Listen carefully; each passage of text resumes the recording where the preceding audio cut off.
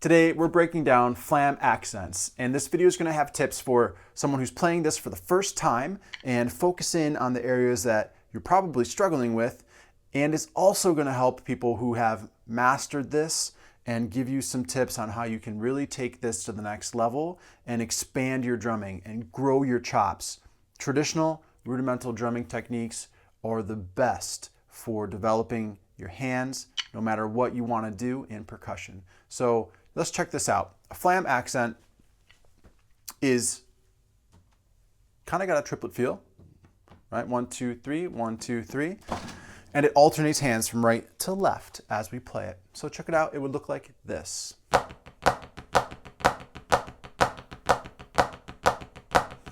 Nice strong accent on the start.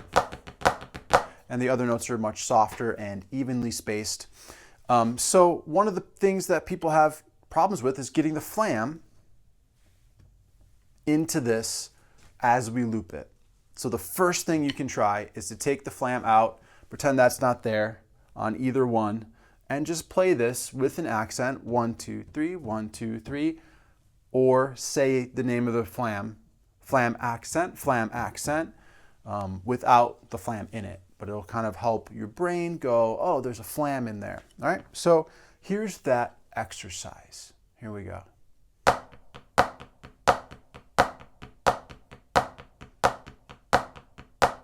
Now, I bet you can probably execute that pretty quickly and probably at a pretty quick tempo. Right now, we're going to try to just pop the flams back in. You might need to slow this down.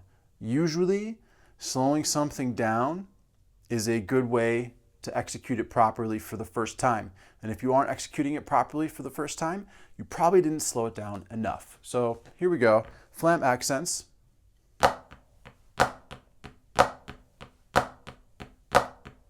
We've really gone to a slower tempo here. Wonderful. So if you need to do a couple without the flam to get the feel and the flow and to get the accents happening and the non-accents happening, because sometimes we add accents where we don't want to, do that without the flam. Once that's all smooth, try to pop the flam back in.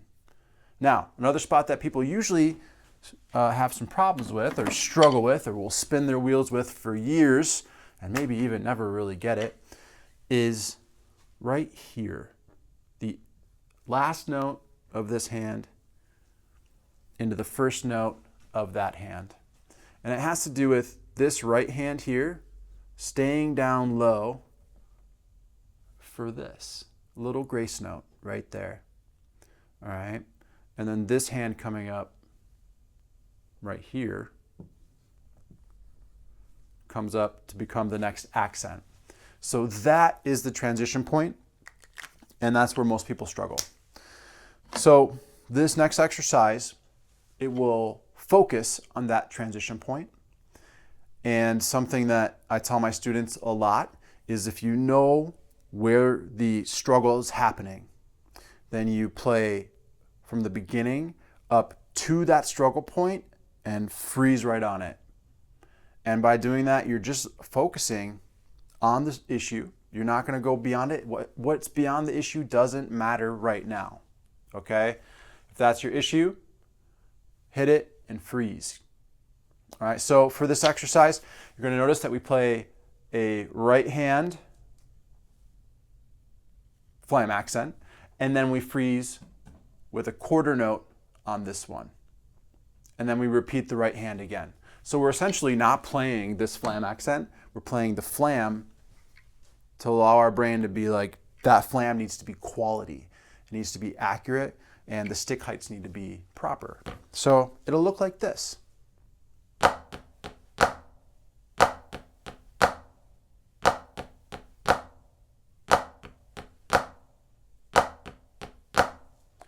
In my brain, you can't hear what's going on, but I'm thinking to myself, flam accent, flam accent, flam accent, flam accent, flam accent, flam accent, flam accent, flam accent. 1, 2, 3, 1, 2, 3, 2, 3, 1, 2, 3. That way you can subdivide out what's happening, and it's already getting your brain ready for popping those back in because it's already accounting for those two notes being there. All right. Now, we have to practice this with the other hand. So the next exercise is the same thing, but we're starting here. And what we're focusing on this time is the opposite, right? The same thing on the opposite hand. So we're focusing on this last hand here, staying down, and this right hand is going to come up. And that way we're set up for this little grace note and this accent. We're setting up for that. And we're going to freeze on it. We're going to play a single quarter note just like the last one. And we're going to leave those out, but we're going to subdivide it. We're going to count something for it in our head. So left hand up, we're going to start with this. Here we go.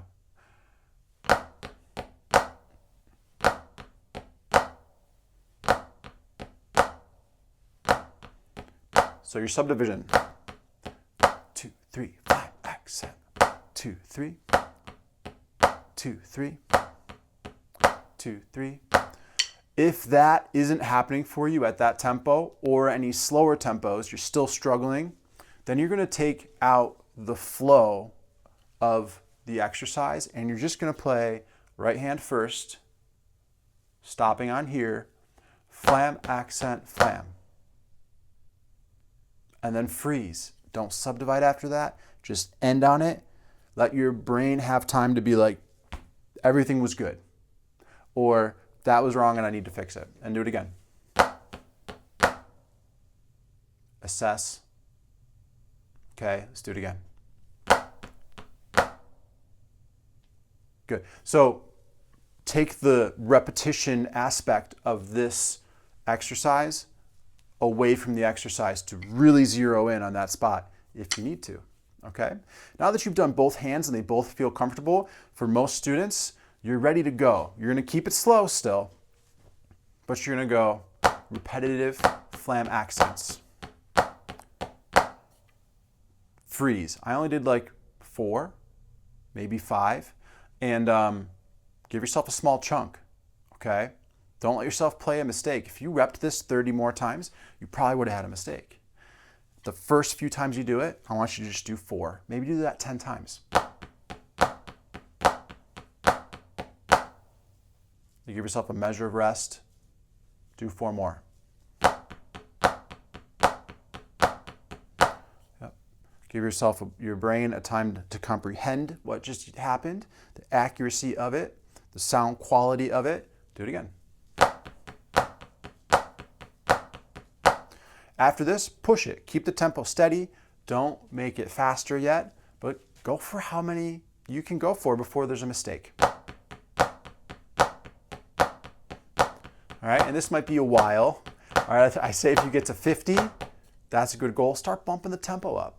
All right, use your metronome to keep tracking your progress. Do these exercises again at faster tempos to help you break through the issues faster. Let's say you get your flam accents up to 120. It's probably about here. And you're struggling, but it was good before that. You have 2 options. First option, put in reps at 110. If you're struggling at 120, put reps in at 110. Make sure they're quality, and 120 will happen. The other option is do these exercises again at 110. So you can focus in on the same problem area. Because it's probably still a problem, but we're now faster, right? So that way, you might break through faster than putting in countless reps, all right? And that's the beauty of this traditional rudimental style of playing and practicing. If you apply these concepts the right way to how you practice, you'll just progress. You will progress so much faster, all right? The third thing, and this is for those of you who have maybe been playing flam accents for a while, you feel like you're doing really good with them, your sound quality is really good, your consistency is good, you can play them all day with no mistakes. I want to challenge you to break this down, okay? And this is, again, a traditional rudimental training practice, something that was used for a lot of competitive snare drum playing back in the day and still today. we're gonna break it down. We're gonna go from a slowest to our fastest, and then back to our slowest. Here we go.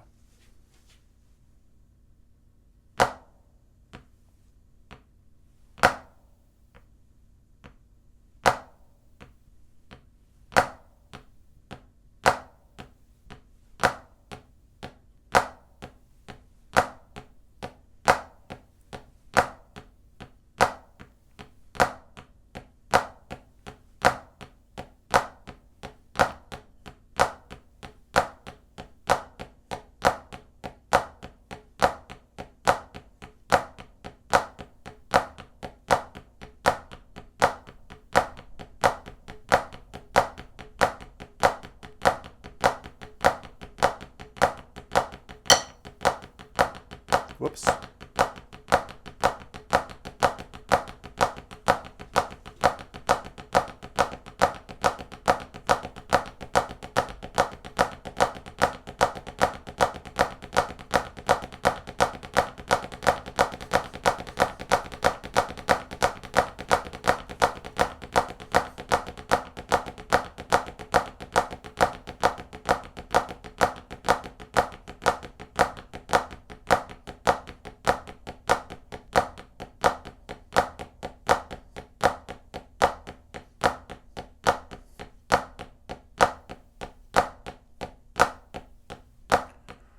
As I slow it down, notice how I prep for those problem areas that we worked on. So the right hand comes up and it gets ready for the accent. The other hand stays down and ready for the grace note.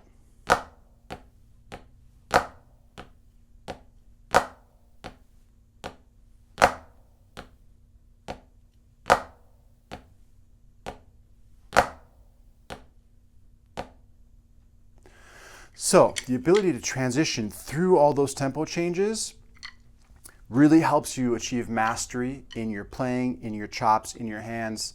No matter what percussion instrument you're playing, it helps progress your chops, okay?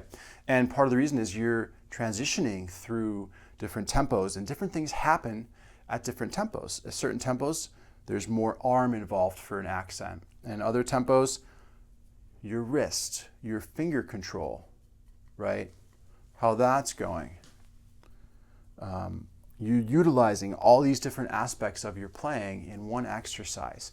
You're also thinking about musicality. Are my accents staying nice and even from hand to hand while I progress through this?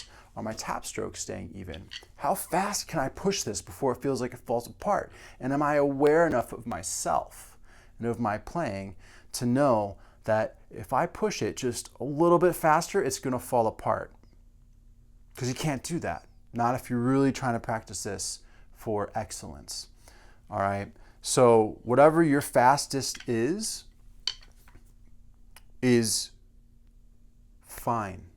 It doesn't matter how fast you are on this exercise today. The other drills that we did today are the things that are going to build your speed.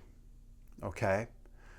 If you really want to push it, just touch the edge of it falling apart. Maybe your flams get sloppy. Maybe your grace notes start becoming stronger, almost accented.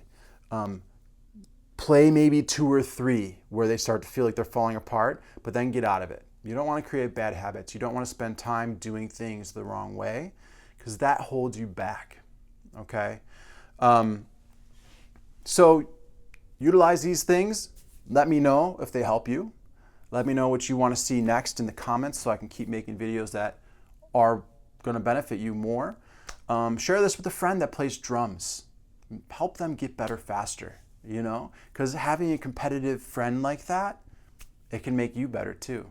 And that's sometimes what I miss about my college days when I think back to that. And recently I was asked to go back to my alma mater to perform with the students in a traditional rudimental setting, and we got to play with some students and work with them a little bit and watch them grow over a short period of time.